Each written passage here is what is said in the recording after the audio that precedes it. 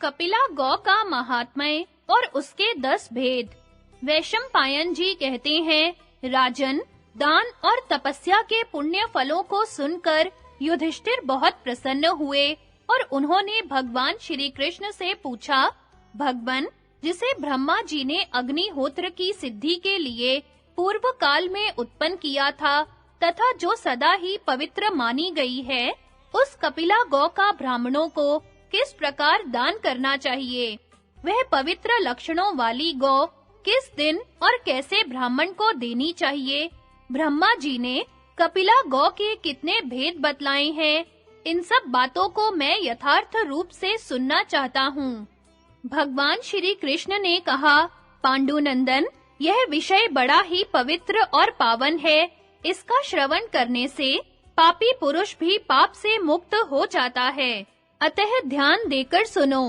पूर्व काल में स्वयं भू ब्रह्मा जी ने अग्निहोत्र तथा ब्राह्मणों के लिए संपूर्ण तेजों का संग्रह करके कपिला गौ को उत्पन्न किया था। कपिला गौ पवित्र वस्तुओं में सबसे बढ़कर पवित्र, मंगलजनक पदार्थों में सबसे अधिक मंगलकारिणी तथा पुण्यों में परम पुण्य स्वरूपा है। वह तपस्याओं में श्रेष्ठ तपस्या, व्रतों में उत्तम व्रत, दानों में श्रेष्ठ दान और सबका अक्षय कारण है। पृथ्वी पर जितने पवित्र तीर्थ और मंदिर हैं तथा संसार में जो कुछ पवित्र और रमणीय वस्तुएं हैं, उन सबका तेज निकालकर विश्व विधाता ब्रह्मा जी ने जगत को तारने के लिए कपिला गौ की सृष्टि की है। कपिला संपूर्ण तेजों का पुंज है। वह अमृत स्वरूप, मेध्य, शुद्ध, पवित्र करने वाली और उत्तम है। द्विजातियों को चाहिए कि वे सायंकाल और प्रातः काल में कपिला गौ के दूध, दही अथवा घी से अग्निहोत्र करे। जो ब्राह्मण कपिला गौ के घी, दही अथवा दूध से विधिवत अग्निहोत्र करते, भक्ति पूर्वक अतिथियों की पूजा करते, शूद्र के अन्न से दूर रहते और असत्य का सदा त्याग करते हैं, वे सूर्य के समान तेजस्वी विमानों द्वारा सूर्य मंडल के बीच से होकर परम उत्तम ब्रह्म लोक में जाते हैं। वहां ब्रह्मा के दिव्य धाम में इच्छा अनुसार रूप धारण कर यथेष्ट स्थानों पर विचरते हुए एक कल्प तक आनंद का उपभोग करते हैं और ब्रह्मा जी से सदा सम्मानित होते रहते हैं। इस प्रकार कपिला गौ परम पवित्र और अमृतमय दुग्ध को प्रकट करने वाली अरणी है। पूर्व काल में ब्रह्मा जी ने उसे अग्नि के भीतर उत्पन्न किया था। युधिष्ठिर, ब्रह्मा जी की आज्ञा से कपिला के सींग के अग्र भाग में सदा संपूर्ण तीर्थ निवास करते हैं। जो मनुष्य सवेरे उठकर कपिला गौ के सींग और मस्तक से गिरती हुई जल धारा को अपने सिर पर धारण करता है, वह उसके पुण्य के प्रभाव से सहसा पाप रहित हो जाता है। जो कपिला का मूत्र लेकर अपनी नेत्र आदि इंद्रियों में लगाता तथा उससे स्नान करता है, वह उस स्नान के पुण्य से निष्पाप हो जाता है। जो प्रातः काल उठकर भक्ति के साथ कपिला गौ को घास की मुट्ठी अर्पण करता है, उसके 1 महीने के पापों का नाश हो जाता है। जो सवेरे शयन से उठकर भक्ति पूर्वक कपिला गौ की परिक्रमा करता है, उसके द्वारा समूची पृथ्वी की परिक्रमा हो जाती है। जो पुरुष कपिला गौ के पंचगव्य से नहाकर शुद्ध होता है, वह मानो गंगा आदि समस्त तीर्थों में स्नान कर लेता है। श्रद्धालु पुरुष के उस स्नान से 10 रात के पाप तत्काल नष्ट हो जाते हैं। भक्ति पूर्वक कपिला गौ का दर्शन करके तथा उसके रंभाने की आवाज सुनकर मनुष्य एक दिन रात के पाप को नष्ट कर डालता है।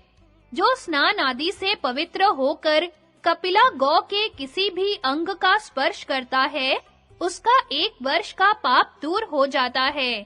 एक मनुष्य 1000 गौओं का दान करे और दूसरा एक ही कपिला गौ को दान में दे, तो ब्रह्मा जी ने उन दोनों का फल बराबर बतलाया है। इसी प्रकार कोई मनुष्य यदि एक ही कपिला गौ की हत्या कर डाले, तो उसे 1000 गौओं के वध का पाप लगता है। ब्रह्मा जी ने कपिला गौ के 10 भेद बतलाए हैं। उनका वर्णन करता हूँ, सुनो। पहली स्वर्ण कपिला, दूसरी गौर पिंगला, तीसरी आरक्त पिंगाक्षी, चौथी गल पिंगला, पांचवी भब्रू वर्णाभा, छठी श्वेत पिंगला, सातवीं रक्त पिंगाक्षी, आठवीं खुर पिंगला, नवीं पाटला और 10वीं पुच्छ पिंगला। ये 10 प्रकार की कपिला गौएं बतलाई गई हैं, जो सदा मनुष्यों का उद्धार करती हैं। गाड़ी खींचने वाले बैलों के भी ऐसे ही 10 भेद बताए गए हैं। उन बैलों को ब्राह्मण ही अपनी सवारी में जोते। दूसरे वर्ण का मनुष्य उनसे सवारी का काम न ले। गाड़ी में जुते रहने पर उन बैलों को हुंकार की आवाज देकर अथवा पत्ते वाली टहनी से हांके, डंडे से, छड़ी से और रस्सी से मारकर न हांके। जब बैल भूख प्यास और परिश्रम से थके हुए हों तथा उनकी इंद्रियां घबराई हुई हों, तो उन्हें गाड़ी में न जोते। जब तक बैलों को खिलाकर तृप्त न कर ले, तब तक स्वयं भी भोजन न करे। उन्हें पानी पिलाकर ही स्वयं जल पान करे। सेवा करने वाले पुरुष की कपिला गौएं माता और बैल पिता हैं। दिन के पहले भाग में ही भार ढोने वाले बैलों को सवारी में जोतना उचित माना गया है। मध्य भाग में दोपहरी के समय उन्हें विश्राम देना चाहिए, किंतु दिन के अंतिम भाग में अपनी रुचि के अनुसार बर्ताव करना चाहिए, अर्थात आवश्यकता हो तो उनसे काम ले और ना हो तो ना ले। जहाँ जल्दी का काम हो अथवा जहाँ मार्ग में किसी प्रकार का भय आने वाला हो, वहाँ विश्राम के समय भी यदि बैलों को सवारी में जोते तो पाप नहीं लगता। परंतु जो विशेष आवश्यकता न होने पर भी ऐसे समय में बैलों को गाड़ी में जोतता है, उसे भ्रूण हत्या के समान पाप लगता है और वह रौरव नरक में पड़ता है। जो मोहवश बैलों के शरीर से रक्त निकाल देता है, वह पापात्मा उस पाप के प्रभाव से नरक में गिरता है और सभी नरकों में 100 वर्ष रहकर इस मनुष्य लोक में बैल का जन्म पाता है। अतः जो संसार से मुक्त होना चाहता हो, उसे कपिला गौ का दान करना चाहिए। जो शूद्र मनुष्य लोभ से मोहित होकर कपिला गौ को सवारी में जोतता है, वह मानो 33 देवताओं और पितरों पर भी सवारी करता है। जिस समय कपिल जाति के बैल थक कर लंबी सांस लेते हैं, उस समय वे अपने को कष्ट देने वाले मनुष्य के कुल का संहार कर डालते हैं। उनके शरीर में जितने रोए होते हैं, उतने 100 वर्षों तक उन्हें सवारी में जोतने वाले मनुष्य नरकों में पकाए जाते हैं। सब प्रकार के यज्ञों में दक्षिणा देने के लिए कपिला गौ की सृष्टि हुई है। इसलिए द्विजातियों को यज्ञ में उनकी दक्षिणा अवश्य देनी चाहिए। जो मनुष्य कपिला के सींग और खुरों में सोना मढ़ाकर उसे विषुव योग में अथवा उत्तरायण दक्षिणायन के आरंभ में दान करता है, उसे अश्वमेध यज्ञ का फल मिलता है तथा उस पुण्य के प्रभाव से वह मेरे लोक में जाता है। जिसके सींगों में सोना और खुरों में चांदी मढ़ी हो, जो वस्त्रों से सुसज्जित, पुष्ट और चंदन तथा फूल मालाओं से शोभायमान हो, ऐसी गौ को कांसे के बने हुए दुग्ध पात्र तथा बछड़े सहित दान में देना चाहिए। इस प्रकार दान करने से दाता अपने 7 पीढ़ियों तक के पूर्वजों को और 7 पीढ़ी आगे होने वाली संतानों को निश्चय ही तार देता है। 1000 अग्निष्टोम के समान एक वाजपेय यज्ञ होता है, 1000 वाजपेय के समान एक अश्वमेध होता है और 1000 अश्वमेध के समान एक राजसूय यज्ञ होता है।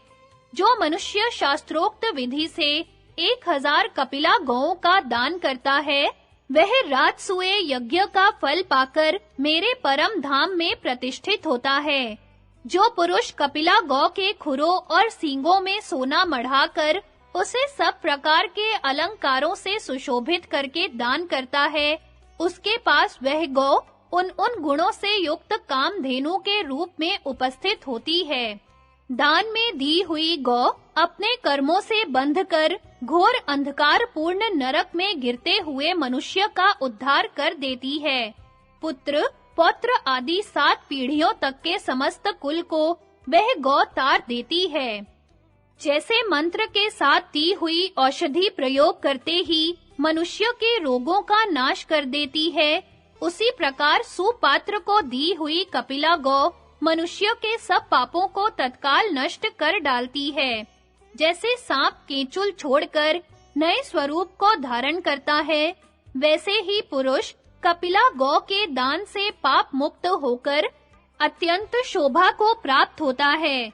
जैसे प्रज्वलित दीपक घर में फैले हुए अंधकार को दूर कर देता है, उसी प्रकार मनुष्य कपिला गौ का दान करके अपने भीतर छिपे हुए पाप को भी निकाल फेंकता है।